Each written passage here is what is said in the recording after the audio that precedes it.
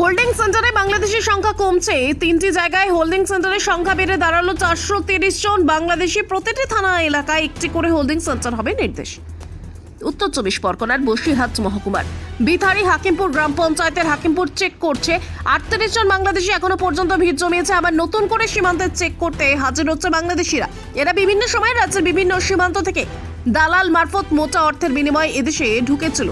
এই রাজ্য ছেড়ে বিভিন্ন রাজ্যে বিভিন্ন কাজ করত। এমনকি এই রাজ্যের বিভিন্ন সরকারি প্রকল্পের সুবিধা পেতেই বাংলাদেশিরা অকুপাটের শিকার করছে। ইতিমধ্যেই বাদুরিয়া, স্বরূপনগর 3টি হোল্ডিং সেন্টারে জন অনুপ্রবেশকারী রাখা হয়েছে। ইতিমধ্যেই তাদের তথ্য সঠিক পরিচয় যাচাই করা হচ্ছে। ফিঙ্গারপ্রিন্ট থেকে বায়োমেট্রিক সবটাই করছে বিএসএফ এর অধিকারীরা।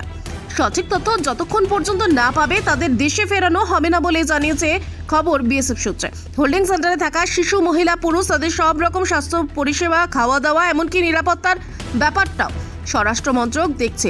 দেশে ফেরার আগে যাতে কোনো অসুবিধে না হয় তার সব রকম প্রশাসনিকভাবে সেটা দেখা হচ্ছে। গত 12 দিনে হোল্ডিং সেন্টারে অনুপ্রবেশকারীর সংখ্যা কমেছিল, কিন্তু আবার সংখ্যাটা বেড়ে দাঁড়ালো। সেখানে সব রকম খাবার থেকে শুরু করে স্বাস্থ্য পরিষেবা এবং নিরাপত্তা কঠোর করা হয়েছে। যশোর এদিকে কোথায় থাকতেন? দুর্গানগর। কত বছর আগে আসছিলেন? এই 2 বছর।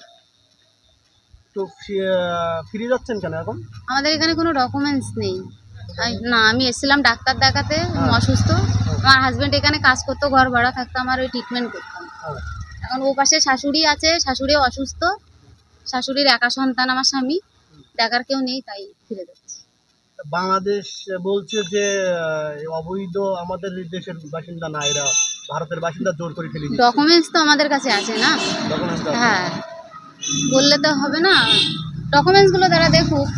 কি নাম আপনার? তাপসী বিশ্বাস।